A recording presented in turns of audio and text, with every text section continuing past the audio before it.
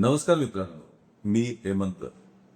2 दिवसापूर्वी पंतप्रधान नरेंद्र मोदी यांनी देशाला संबोधून हैदराबादमधनं एक भाषण केलं. या भाषणात वेगवेगळी आवाहनं मोदींकडनं देशवासियांसाठी करण्यात आली, ज्याला देशहित असं त्यांनी म्हटलं, देशभक्ती असंही त्यांनी म्हटलं. हे आवाहन केल्यानंतर देशात एकच जोरदार चर्चा सुरू झाली आहे. आता इंधन मिळणार की नाही, पेट्रोल डिझेल गॅस मिळणार की नाही, त्याचप्रमाणे देशात लॉकडाऊन लागणार का, किंवा आता देशावरती कुठलं तरी मोठं संकट येणार का. कारण हा प्रकार काय आहे हा बऱ्याच लोकांना लक्षात येत नव्हता. मोदींनी काय काय सांगितलं, तर मोदी म्हणाले की कमीत कमी पेट्रोल आणि डिझेलचा वापर करा, खाद्यतेलांचा कमीत कमी वापर करा, बाहेर देशात फिरायला जाण्याचे दौरे रद्द करा, 1 वर्षासाठी बाहेर देशात जाऊ नका, त्याचप्रमाणे डेस्टिनेशन वेडिंग करू नका, आणि सर्वात मोठा फॅक्टर म्हणजे 1 वर्ष सोनं खरेदी करू नका.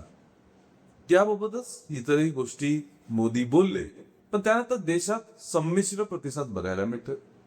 काही लोक अर्थात मोदींनी सांगितलं तरी करावंच लागेल असं म्हणताय.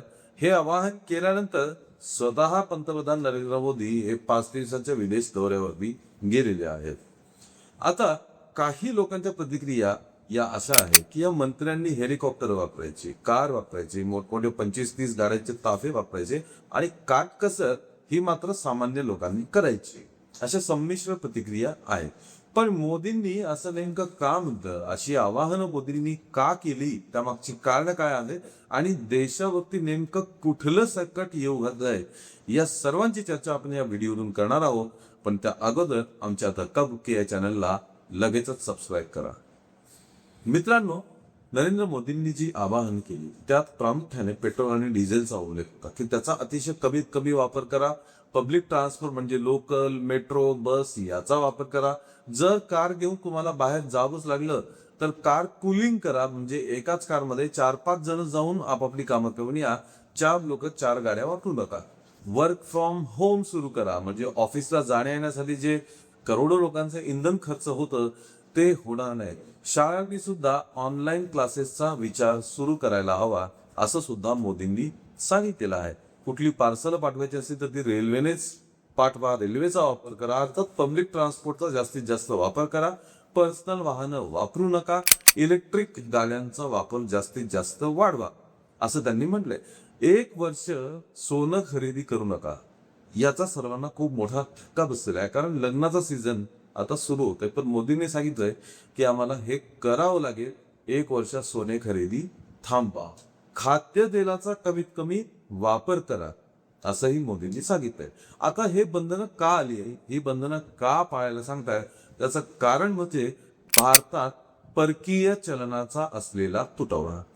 आंतरराष्ट्रीय पातळीवरती जेव्हा आपण काहीही आयात करतो तेव्हा आपल्याला परकीय चलनात तो व्यवहार करावा लागतो. जसं पेट्रोल डिझेलसाठी जेव्हा क्रूड ऑइल आपण घेतो तो व्यवहार डॉलर्समध्ये करावा लागतो.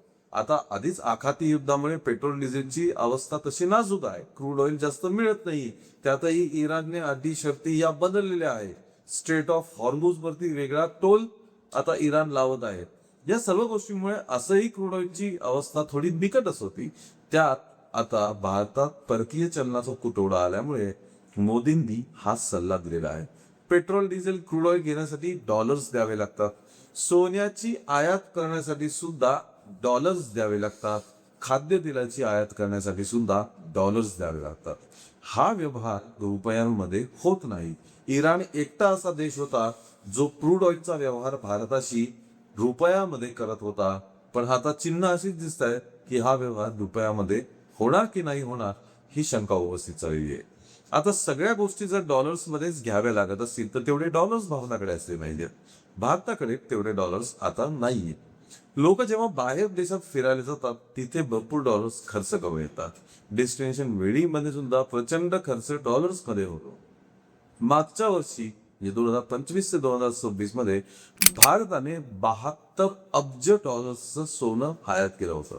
भारतात सोन्याची प्रचंड मागणी असते, भारतीय लोक प्रचंड प्रमाणात सोने खरेदी करतात, मग सोन्याचे भाव कितीही असो. त्यामुळे मोदींनी सांगितलं की 1 वर्ष सोन्याची खरेदी करू नका, म्हणजे आयात करावी लागणार नाही. आणि हा डॉलर्सचा जो प्रमाण आहे हे आपल्याला इंधन खरेदीसाठी वापरावं येईल. कारण सोनं ही काही दैनंदिन जीवनावश्यक वस्तू नाही. इंधन, एनर्जी ही दैनंदिन जीवनावश्यक वस्तू आहे.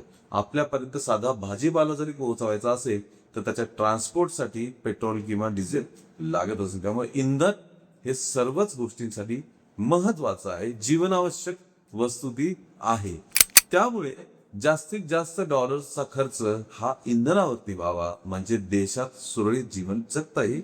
पण त्याच सोबत इतर गोष्टींचा आपल्याला काटकसर करावा लागेल, असं नरेंद्र मोदींनी आवाहन केलेलं आहे. आता ह्या बाबतीत संमिश्र प्रतिक्रिया हीच येते.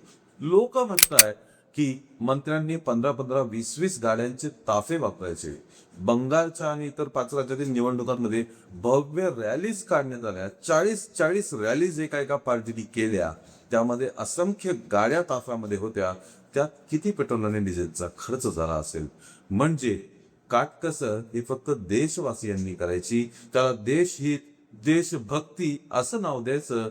पण राजकारण्यांनी कुठल्याही प्रकारची काटकसर का करायची नाही, असा सवाल जनतेमधनं उपस्थित होतोय. मित्रांनो, हे सत्य आहे. लोक जे म्हणतात, लोकांच्या भावना चुकीच्या नाहीयेत. पण आंतरराष्ट्रीय घडामोडीमुळे देशावरती आता हे संकट कोडावलं आहे. मोदींनी 24 तासात 2 वेळा या आवाहनांचा उल्लेख केलेला आहे. म्हणजे नक्कीच काहीतरी गंभीर परिस्थिती समोर येऊ लागलेली आहे. पेट्रोलियम मंत्रालयाने हे स्पष्ट केलेले आहे की सध्या घडीला देशात क्रूड ऑइल, पेट्रोल, डिझेलचा तुटवडा नाहीये. 2 ते 3 महिने पुरती इतका साठा आपल्याकडे आहे. नॅचरल गॅसचा सुद्धा तितका साठा आपल्याकडे आहे. त्यामुळे विनाकारण पॅनिक होऊन पेट्रोल पंपांवरती गर्दी करू नका. आपल्याकडे साठा आहे. फक्त मोदींच्या म्हणण्यानुसार हा साठा जपून वापरावा लागणार आहे. म्हणजे पुढे येणारं जे संकट आहे ते काही प्रमाणात कमी होईल. मित्रांनो, हे सर्व परकीय चलन आणि डॉलर्स याचा तुटवडा यामुळे ही परिस्थिती उद्भवत आहे. आपल्याला काय वाटतं, या सर्व परिस्थितीबद्दल आपलं काय मत आहे हे आम्हाला नक्कीच कमेंटमध्ये कळवा. या व्हिडिओला लाईक आणि शेअर करा आणि आमच्या धक्काबुक्की या चॅनलला ताबडतोब सबस्क्राईब करा. धन्यवाद.